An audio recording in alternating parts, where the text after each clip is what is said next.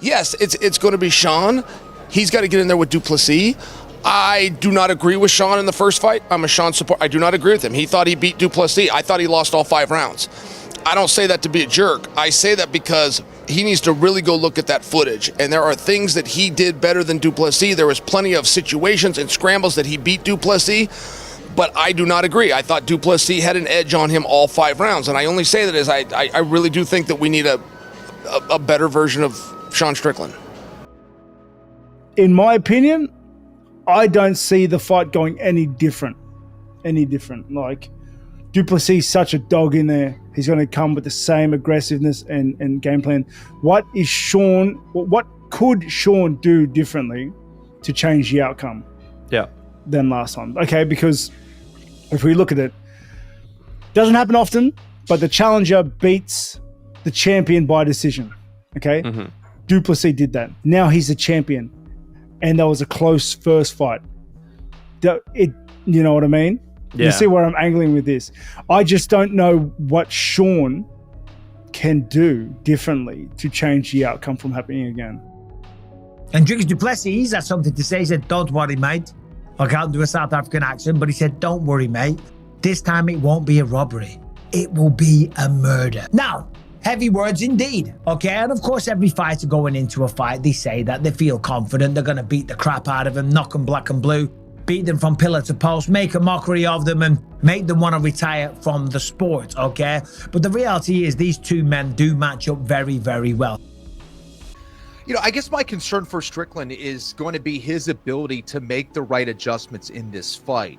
Strickland has a tendency, and it doesn't mean he's not a good fighter because he's a great fighter, but he fights the same way typically every single time. And I think it's going to take a different approach here against Dricus Du Plessis, who has shown the ability to make adjustments and show a lot of intelligence inside the cage. And right now, I would still have DDP as that favorite heading into that fight. But again, just the way that both of those guys fights, this is going to be another classic. Whoever wins is going to get out of there bloodied and bruised up. No question about it. Sean Strickland said, "I'm fighting for the belt after I beat Costa. I've earned this. I deserve it. I won the first fight. It worked out." Happy for Sean Strickland. I know that it's a massive challenge because the first fight was so close. And it's hard because the way Du Plessis fights, you're watching it, and hats off to every judge that judges Dricus's fights, because they must be so good at seeing all the little things in between that the general eye will miss. Like when they come together, Dricus might throw an elbow or something because he doesn't do what normal people do. So he's landing in random spots, right? The judges see that. They score rounds for him. That's why he wins a lot of these close fights. He's a good fighter, man. He's a really good fighter, and it's time for us to respect him for what he did. Sean Strickland will make him fight, so I think it's going to be fun. DDP brings a pressure as far as both stand up. He brings pressure, but he brings it with his grappling and trying to take you to the ground and, put you into the cage, just, dirty box. You do all those things that all add up to wearing you down.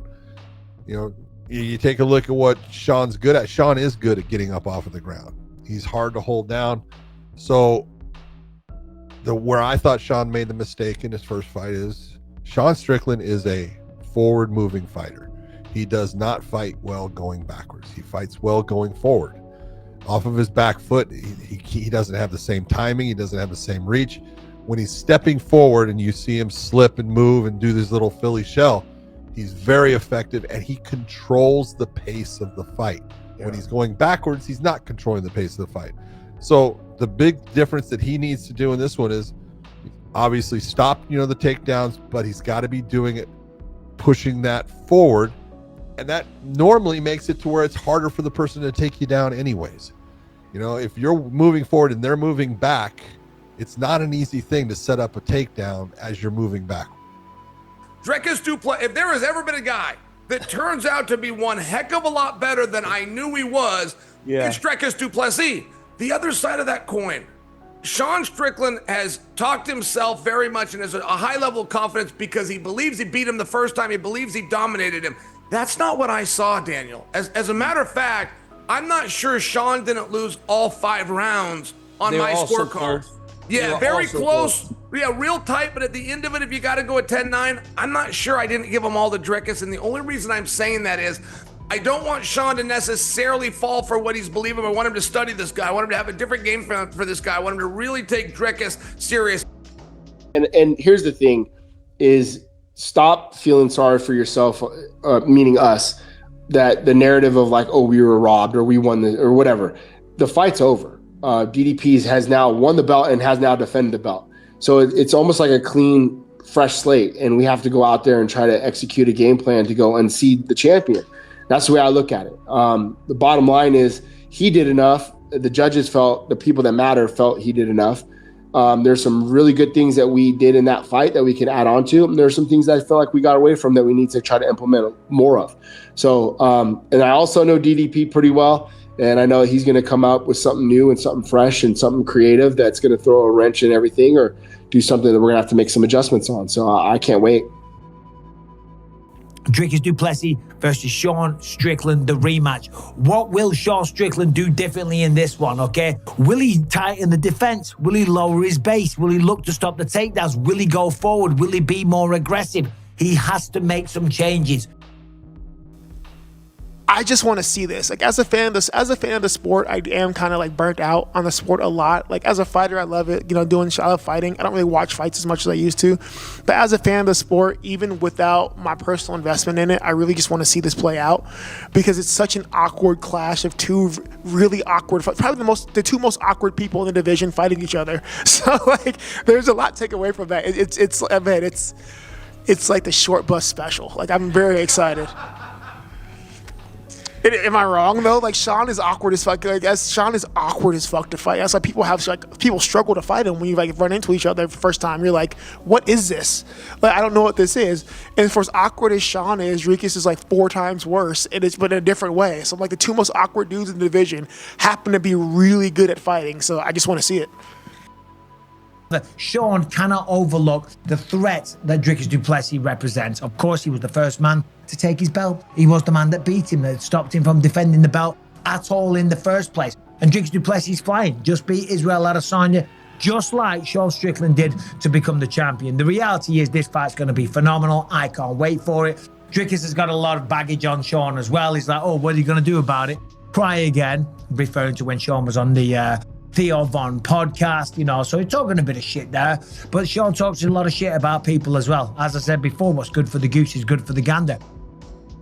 I think he got in his own head. DDP got into his head, I think, also, too, with the talk about all the other stuff, personal stuff. And personal stuff, yeah. Yep, and I think it really kind of altered the way that he fought. Sean dishes a lot. Sure he does. And I think in that fight, it showed that he was struggling to hold on to not, to taking it. That's if you're gonna dish, man, you got to be prepared for when people dish it back in all different types of ways. But look, I think it's gonna make for an interesting fight, only based on the fact that I think Sean has all the talent to beat him. I just think DDP right now on a mindset that he can't be beat. Yeah. So I think DDP is gonna look to emulate or try to repeat what he did. I think he's gonna try and push Sean working backwards. Yeah, the first one was close. I think I see Sean coming back with a bit more fire in his belly. But it was close last time. I think Sean did more damage last time as well. I think he's gonna take the momentum that he did more damage and really try to close the deal in their next fight. Do you think that'll be enough to get the win for him, do you think? Well, yeah, I would say so. Okay. If he catches Du Plessis off balance, maybe rushing in, catching with a nice stiff jab or counter slip jab or slip whatever, you know how he does his thing. Puts him on his heels with his teeps and stuff and keeps the pressure on. I think Sean can get it done.